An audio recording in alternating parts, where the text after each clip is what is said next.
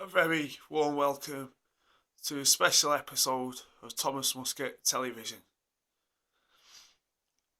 This is the story of my life in training, going back to when I first started training in 2006.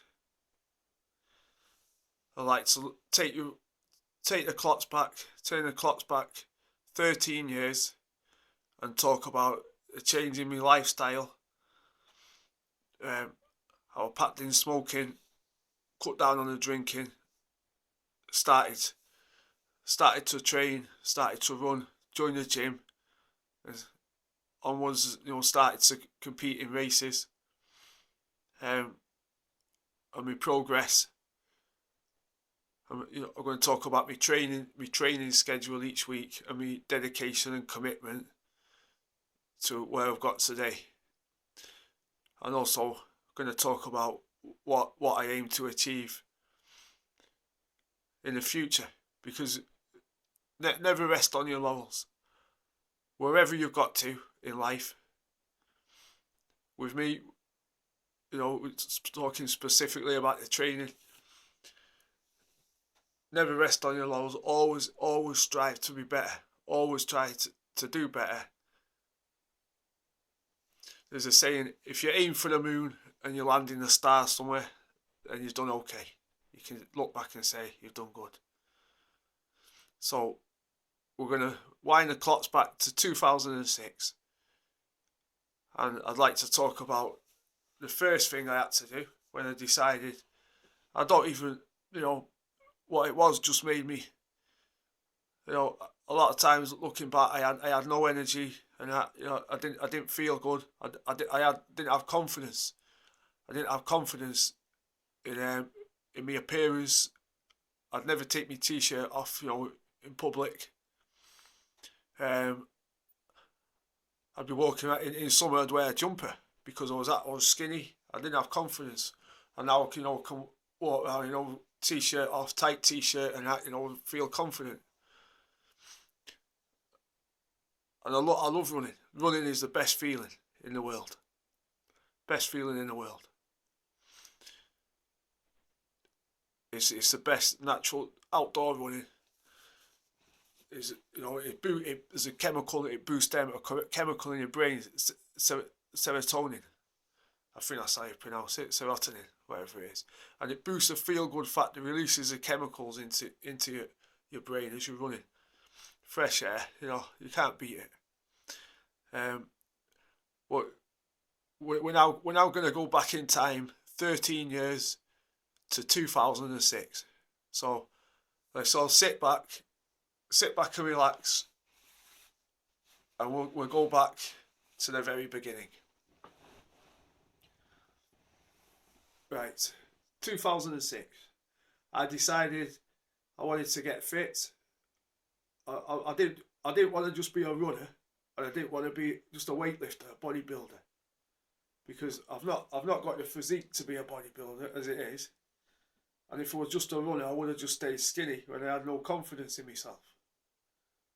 So I decided I want to do both. So the first challenge, I hope everybody can hear me okay. Sat back there. The first challenge was to stop smoking and to cut down on the drinking and put drinking rules in place, was to still allow myself to have a drink of alcohol, but not enough to have an impact on my training. But definitely had to quit smoking, which is what I did on New Year's Eve 2006, going into 2007. Because when I first started running, I was still smoking, and I couldn't get anywhere. I was running down the road, I'd be wheezing, couldn't get anywhere. So we packed in smoking. 2007, joined Bannatyne's gym in Crewe. Very good gym. I couldn't afford it back then. So I had a better job on better money and that. British Aerospace. So £45 a month, and it also had it had everything what you need in the gym, like weights, cardio, as they all do anyway. But it also had I'm not a swimmer, but it has, swimming pool, jacuzzi. So I used to love sitting in the jacuzzi after training. Just for a treat, sitting there with the bubbles, and then we go in the sauna, the steam room, and then but you are actually supposed to freeze your muscles after training. So don't take that on board as though meant go sit in a sauna, because it's not actually the right way to go about it. But it's just a little treat after the gym. It doesn't make hardly any difference, But but the main thing after the gym is, to get you've got to eat well. It's not just going to the gym and then that's it. Do what you like. It's a 24-hour thing. Eat, sleep, train, repeat. Eat, sleep, train, repeat. It's a 24-hour thing. Even your sleep's very important. Your diet's very important. If you want to be good at it. If you're just a casual gym goer, it just fills a bit of time and that, But for me, I've got a lot of heart and desire to be successful. So I thought, I looked into a lot of it over the years, picked up what information I can, or either off the internet or talking to other people. So we were training at Valentine's Gym. I wasn't entering any races back then. I just used to keep fit on the treadmill and do the weights. I think I was only benching about 50 kilo, 40, 50 kilo back then. And then I've worked up and up over the years. With the running, both sides. And to get the balance right is very difficult, because a runner, when you're running and when you're lifting weights, they have a counteract on each other, a negative effect on the other. Whereas, for example, if you just want to train to be a runner, you just need to eat, plenty of carbs, because carbs gives you energy. You don't need to concentrate matter so much about, a high protein diet, getting whey protein down here and that for running.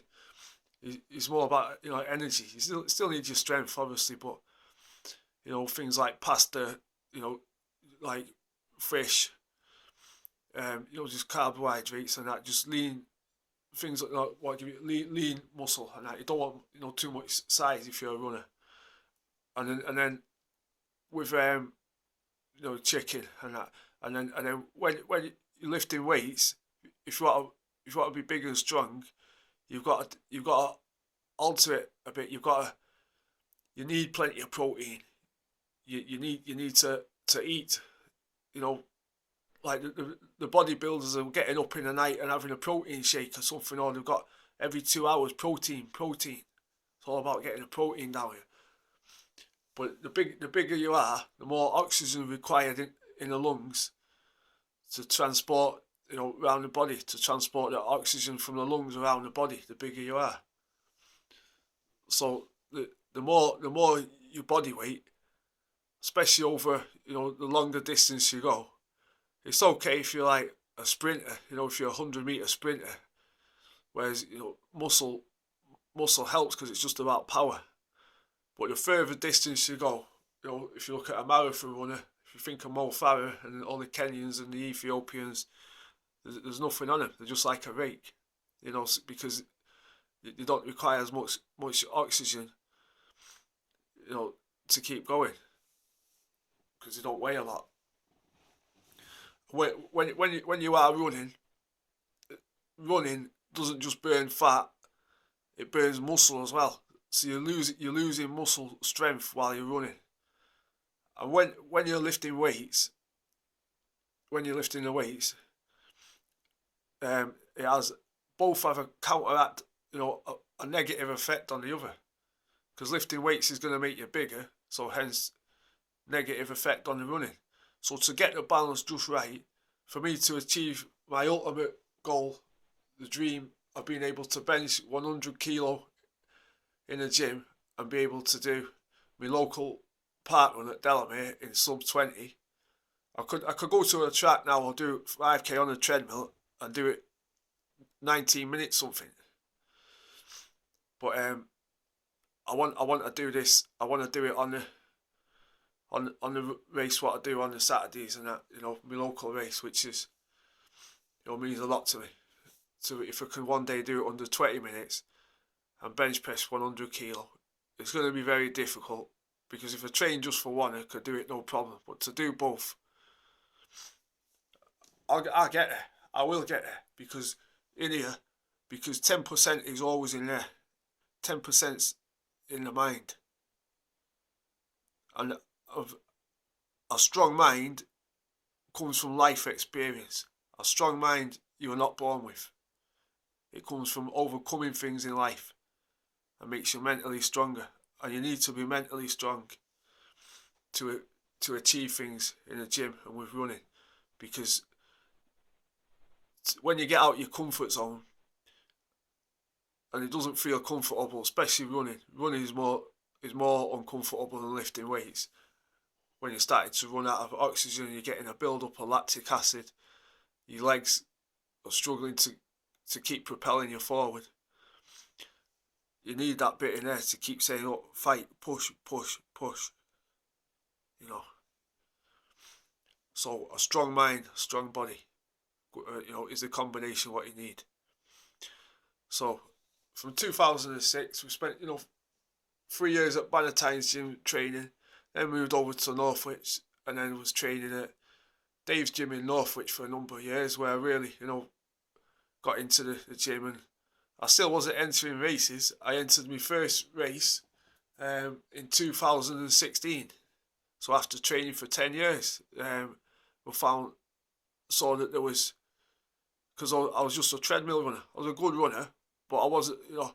And then I went in a race in Moel Famu, however you pronounce it, in North Wales, Fell Hell, with a couple of, you know, very good friends of mine,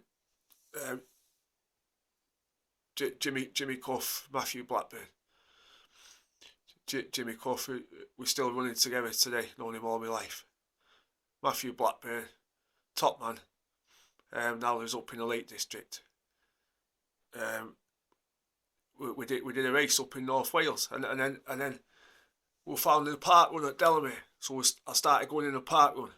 The Delamere is a special place to me as it is, because I used to walk my dog around there, and that, you know, I just love walking my dog out up there. And it's also, I used to go fishing with my granddad when I was little, and my granddad's ashes are actually scattered around the lake what we do the park run around. So, you know, on a sombre note, hopefully many decades away, I'd like to have me ashes scattered around Delamere, you know, where we do the park run, probably around the finish line. So I give it everything in the race, because I think you know, that when I'm running, give it everything in life, leave nothing out there. So, but anyway, when the most important thing you can do, as soon as you finish training in the gym, you need to get home, or even take a protein shake with you, because I need my protein to build a muscle. You need your protein because it's got your BCAAs in it, which are very important, branched chain amino acids. I think that, don't quote me on this, but I think there's 23 of them. And so many are found naturally in the body, and so many aren't, and you have to put these in you, because the BCAAs are the building blocks for muscle. And that's what will build the muscle, repair the muscle. The quicker you can get your protein in you, and whey protein is the fastest source of protein, only, you know, faster than an egg, because it digests fast. So the quicker you can get it in you, inside you, after the gym, the better your muscles will. You'll get less, like, you know, aches and pains after. So it's important. And also, you know, stay hydrated, and that half an hour before the gym I'll have a bottle of Lucozade with my glucose in and B vitamins, you know, a combination of what you need to help me on the cardio side. And keep sipping water while you're in the gym. And then also couple of times a year I'll load up on creatine, because this, even though it has size to the muscle, it also can be beneficial. It's beneficial for running as well. It's not in a way that it has size to the muscle because it's making my body weight heavier, but when your body starts to run out of glucose, it'll go to your creatine stores. It's like a backup generator for energy, and it'll use the creatine to generate energy, and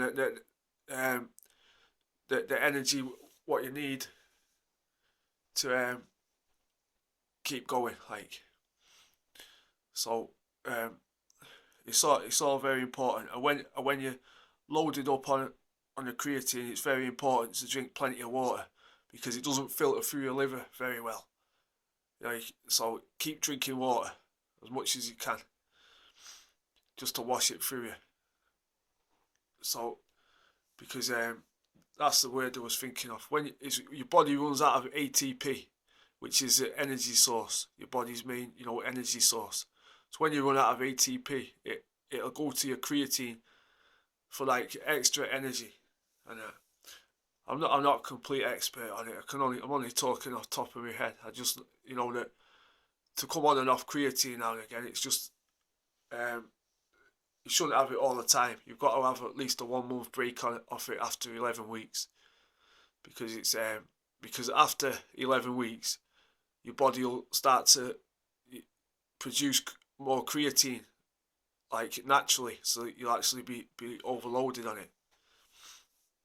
It takes a month to wash it all out here.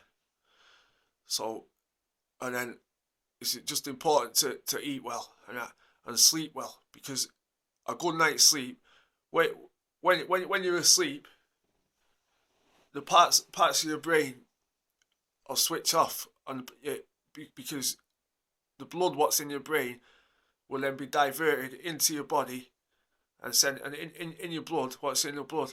Iron, oxygen, it'll send filter into your body to help you recover. And also when you're asleep, your body will release a growth hormone, what helps you recover. Sleep's massively important for recovery. If you don't sleep well, you may as well not bother. You're going to stay up half a night. So I try to go to bed whatever time I'm due up. If I'm in work, I make sure I don't stay up too late. Try to make sure I have 7 hours sleep a night. 7 hours is, that's for everyone's different. But I find 7 hours for me, I feel fully recovered. Some people need 6 to feel fully recovered, because it depends on how much deep sleep you get. REM, it's called, rapid eye movement. Because when you first go to sleep, your body will go into a shallow sleep, and after about 30 minutes to an hour, you'll then go into a deep sleep, which is the most important stage of sleep. And then it's this rapid eye movement, REM sleep, what is crucial for your mind and body to recover. So you need a few hours of that.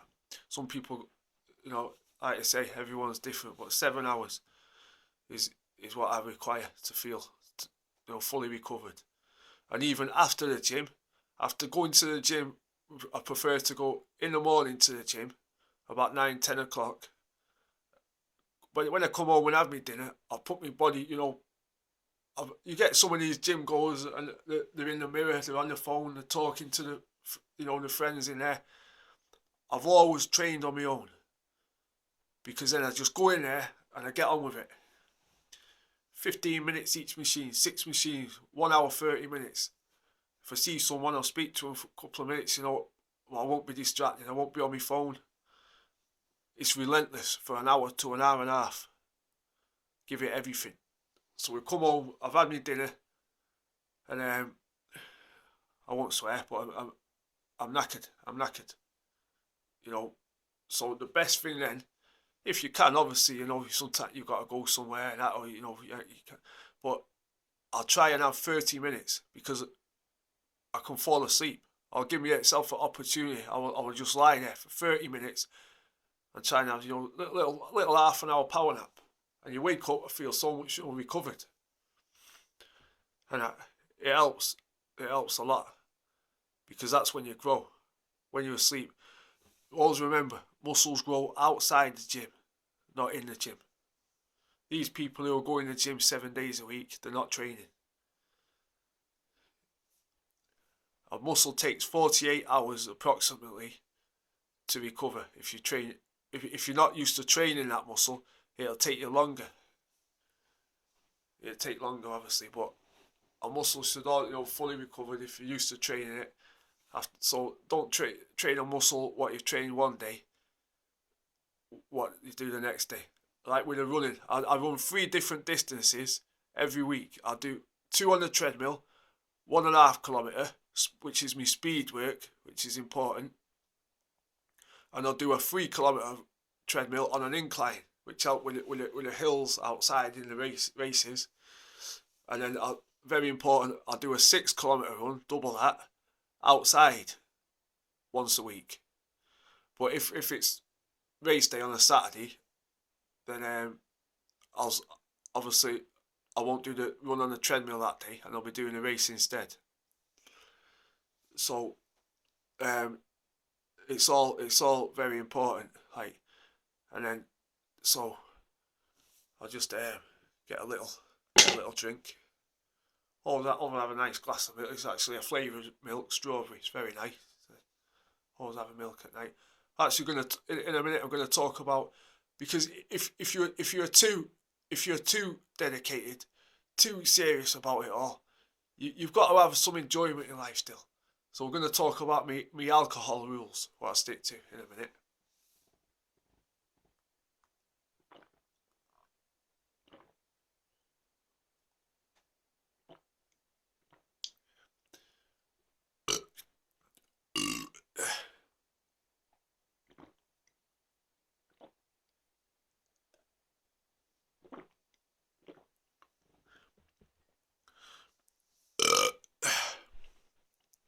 Pardon me.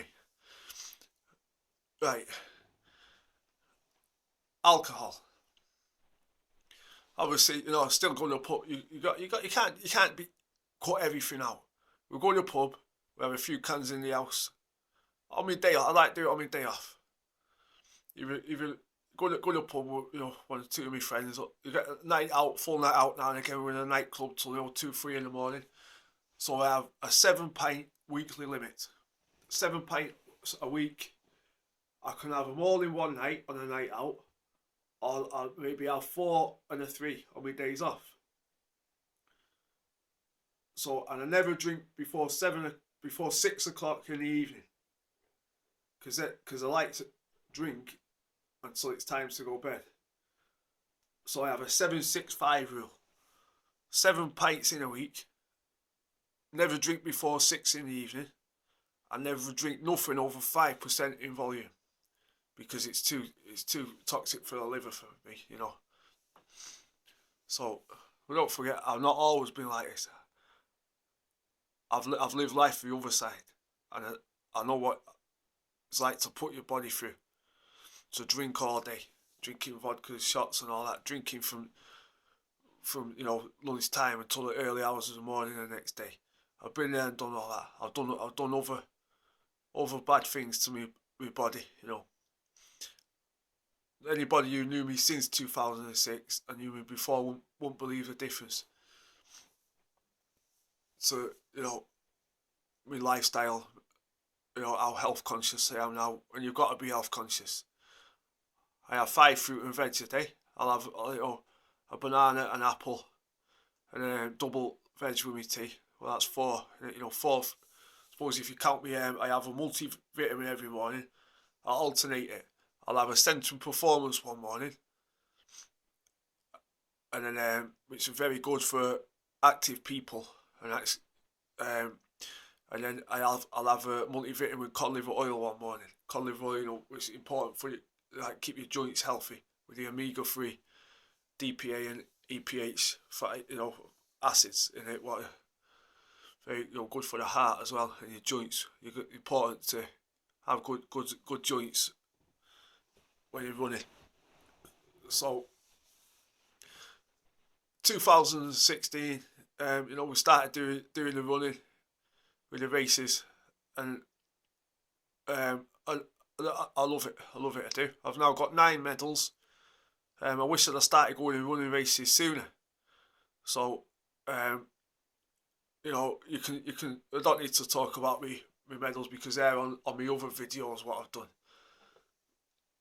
So, I just want to say, anybody who's thinking about taking up the gym and you feel like you think you're not motivated enough, or you might think it's too late in life.